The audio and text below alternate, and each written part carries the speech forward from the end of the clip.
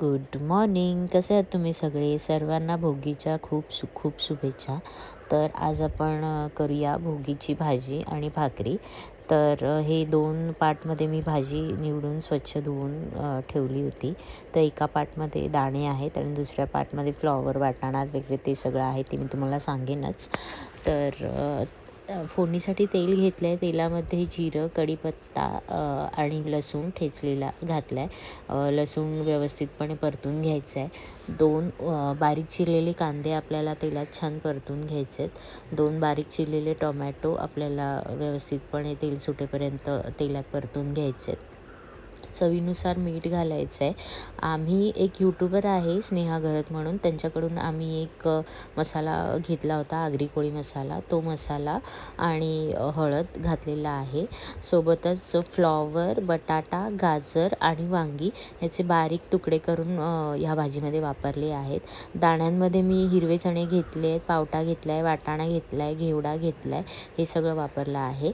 आणि शेवटी हिरवी कोथिंबीर छान अशी ताजी ती व्यवस्थितपणे मिक्स करून घेतलेला आहे. सर्व भाज्या आपल्याला फोडणीमध्ये परतून घ्यायच्या आहेत. सोबतच शेंगदाण्याचं कूट घालायचं आहे आणि हे तीळ घातलेली आहे मी, जी या भोगीच्या भाजीमध्ये सर्वात इम्पॉर्टंट असते. आपल्या कन्सिस्टन्सीप्रमाणे आपल्याला पाण्याचा यूज करायचा आहे. आम्हाला जास्त घट्ट पण नको होती आणि जास्त पातळ पण नको होती, त्यामुळे आम्ही त्याप्रमाणे पाणी वापरलेलं आहे. ही भाजी आई बनवतात, त्यामुळे ही आईंची रेसिपी आहे. आणि गरम पाण्याचा आपल्याला वापर करायचा आहे छानपैकी. 2 शिट्यांमध्ये ही भाजी चांगली होऊन जाते, कारण मी जे दाणे वापरले आहेत, घेवडा, पावट्याच्या शेंगा, तुरीच्या शेंगा, हिरवे चणे, ते एकदमच कोवळे होते. त्यामुळे 2 शिट्यांमध्ये भाजी छान एकदम शिजून आलेली होती, एकजीव झालेली होती. जो स्नेहाचा मी यूट्यूबरचा जो मसाला वापरते ना, तो खूप छान मसाला आहे. कलर पण खूप छान आला आणि भाजी पण एकदम टेस्टी झाली होती. तर तुम्ही पण एकदा ट्राय करा, वापरून बघा, तुम्हालाही तो मसाला आवडेल. तो मसाला घातला की आपल्याला दुसरं काहीच घालायची गरज नसते.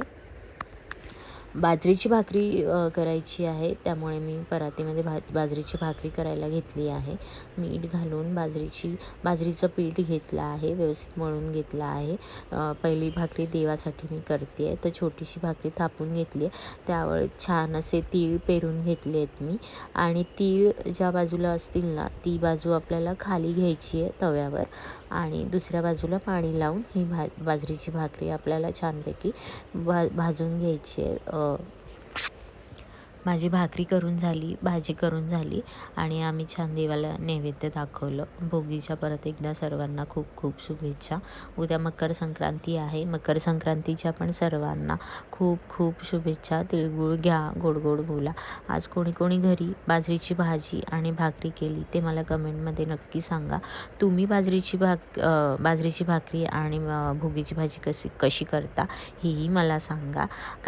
बरेच जण सातार, कोल्हापूरचे लोक हे बरेच जण भोगीच्या भाजीमध्ये वाटपचा वापर करतात, म्हणजे कांदा खोबऱ्याचं वाटप किंवा कारळ्याची चटणी घालतात.